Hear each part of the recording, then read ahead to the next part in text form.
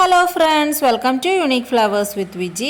അപ്പോൾ നമുക്കിത് നല്ല സ്വീറ്റ് ആയിട്ടുള്ള ഒരു 4 മണി പലഹാരത്തിൻ്റെ റെസിപ്പി നോക്കാവേ. ഇത് അരിപ്പൊടി വെച്ചിട്ടാണ് കേട്ടോ ഉണ്ടാക്കുന്നത്. നല്ല ടേസ്റ്റി ആയിട്ടുള്ളൊരു പലഹാരമാണ് ഇത്. പിന്നെ എൻ്റെ ചാനൽ ആദ്യമായിട്ട് കാണുന്ന ആരെങ്കിലും ഉണ്ടെങ്കിൽ ഒന്ന് സബ്സ്ക്രൈബ് ചെയ്ത് സപ്പോർട്ട് ചെയ്തേക്കണേ. കൂടെ ലൈക്ക് ചെയ്യാനും ഷെയർ ചെയ്യാനും ഒന്നും മറക്കല്ലേ. അപ്പോൾ നമുക്കിതെങ്ങനെയാണ് ഉണ്ടാക്കുന്നതെന്ന് പെട്ടെന്ന് തന്നെ ഒന്ന് നോക്കിയിട്ട് വരാം. ഞാനിവിടെ ഒരു ബൗളിലേക്ക് ഒരു 1.5 കപ്പ് പുട്ടുപൊടി എടുക്കുന്നുണ്ട്. എന്നിട്ട് അതിലേക്ക് നമുക്ക് ഒരു 3/4 ടീസ്പൂണോളം ഉപ്പുപൊടി ഒന്ന് ചേർത്ത് കൊടുത്തിട്ട് നല്ലതുപോലെ തന്നെ ഒന്ന് മിക്സ് ചെയ്തെടുക്കണം. ഇനി നമുക്കതിലേക്ക് ഒരു 3 കപ്പ് നല്ല തിളപ്പിച്ച വെള്ളം ഒഴിച്ചു കൊടുക്കണേ.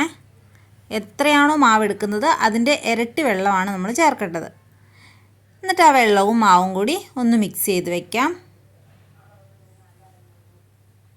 ഇനി ഇതൊരു 15 മിനിറ്റ് ഒന്ന് റെസ്റ്റ് ചെയ്യാനായിട്ട് മൂടി വെക്കാവേ.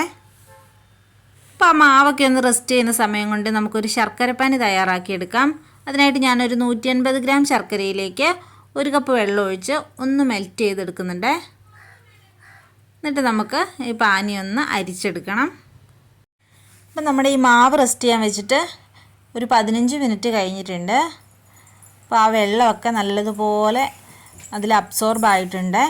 ഇനി ഇതിലേക്ക് ഒരു 1/2 ടീസ്പൂൺ നല്ല ജീരകവും ഒരു 1/4 ടീസ്പൂൺ ഏലക്ക പൊടിച്ചതും കൂടി ചേർത്ത് കൊടുക്കാം. ഇനി നമുക്ക് ഈ മാവൊന്ന് കുഴച്ചെടുക്കാവേ. നമ്മളിട്ട ആ ജീരകവും ഏലക്കാപ്പൊടിയും എല്ലായിടത്തും എത്തത്തക്ക രീതിയിൽ ഒന്ന് കുഴയ്ക്കണം.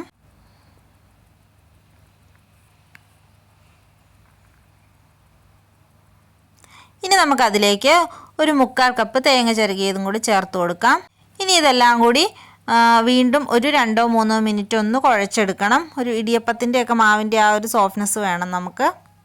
ഇനി ഞാൻ ആ മാവിൽ നിന്ന് ഓരോ ചെറിയ പോർഷൻ എടുത്ത് ഒരു ബോൾസ് ആക്കി ഒന്ന് ഉരുട്ടിയെടുക്കുന്നുണ്ട്.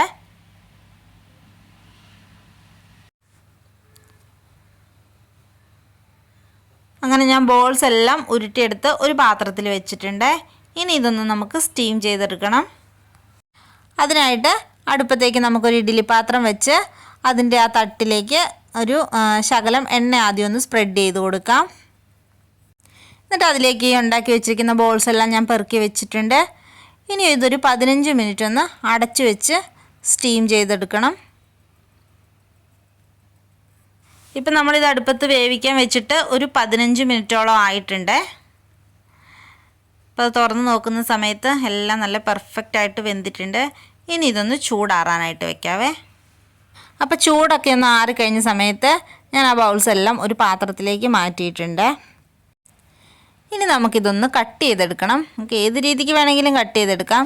ഞാനൊരു ബൗള് 4 പോർഷനായിട്ടാണ് കട്ട് ചെയ്തെടുക്കുന്നത്. ഇതേ രീതിക്ക്. അപ്പോൾ എല്ലാം ഇതുപോലെ ഇങ്ങനെ ചെറിയ പീസുകളാക്കി എടുത്തിട്ടുണ്ട്. ഇനി നമുക്കിതിലേക്ക് വേണ്ടത് പീനട്ടാണ്. ഞാനൊരു 3/4 കപ്പ് പീനട്ട് എടുത്തിട്ടുണ്ട്. റോസ്റ്റ് ചെയ്തതാണ്. അത് നമുക്കൊന്ന് ക്രഷ് ചെയ്തെടുക്കണം. അപ്പോൾ അതൊന്ന് ക്രഷ് ചെയ്തെടുത്തിട്ടുണ്ട്. ഇനി നമുക്കൊരു പാൻ അടുപ്പത്തേക്ക് വെച്ചിട്ട് അതിലേക്കൊരു 2 ടേബിൾ സ്പൂൺ നെയ്യ് ഒഴിച്ച് കൊടുക്കാവേ. നെയ്യ് ചൂടായി വരുമ്പോഴേക്കും അതിലേക്ക് നമുക്ക് കുറച്ച് ഉണക്കമുന്തിരി ഇട്ട് കൊടുക്കാം. അതൊന്ന് റോസ്റ്റ് ചെയ്തെടുത്ത ശേഷം ഞാൻ അതിലേക്കൊരു 3/4 കപ്പ് തേങ്ങ ചിരകിയത് ചേർക്കുന്നുണ്ട്. എന്നിട്ട് ആ തേങ്ങയുടെ പച്ചമണമൊക്കെ ഒന്ന് മാറി വരുന്നത് വരെ ഒന്ന് ഇളക്കിയെടുക്കണം. ഒരു ലൈറ്റ് ബ്രൗൺ കളറായി വരുന്നത് വരെ ഒന്ന് വറുത്തെടുക്കണേ. തേങ്ങയൊക്കെ ഒന്ന് റോസ്റ്റായി വന്ന സമയത്ത് നമുക്കതിലേക്ക് നമ്മൾ പൊടിച്ചു വെച്ചിരിക്കുന്ന പീനട്ടൊന്ന് ചേർത്ത് ഒന്ന് ഇളക്കി കൊടുക്കാം. അതിനുശേഷം നമുക്ക് നമ്മൾ ഉണ്ടാക്കി വെച്ചിരിക്കുന്ന ശർക്കരപ്പാനി അതിലേക്ക് ഒഴിക്കണം.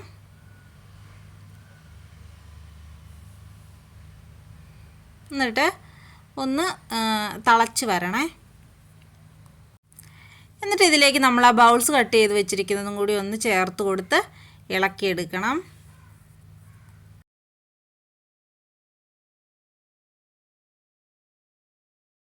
ഇനി ഇത് മൂടി വെച്ചിട്ട് നമുക്ക് ആ പാനി ഒന്ന് വറ്റിച്ചെടുക്കണം. അപ്പോഴേക്കും ആ പീനട്ടും തേങ്ങയും എല്ലാം കൂടി നമ്മുടെ ആ മാവയിലേക്ക് ഇങ്ങനെ പിടിച്ചിരിക്കണം. ഒരു നല്ലൊരു തിക്കായിട്ടുള്ളൊരു ഫോമിൽ നമുക്കിത് കിട്ടണം. പിന്നെ മൂടി തുറന്ന് ഇടയ്ക്കിടയ്ക്ക് ഇതൊന്ന് ഇളക്കി കൊടുത്തുകൊണ്ടിരിക്കണം.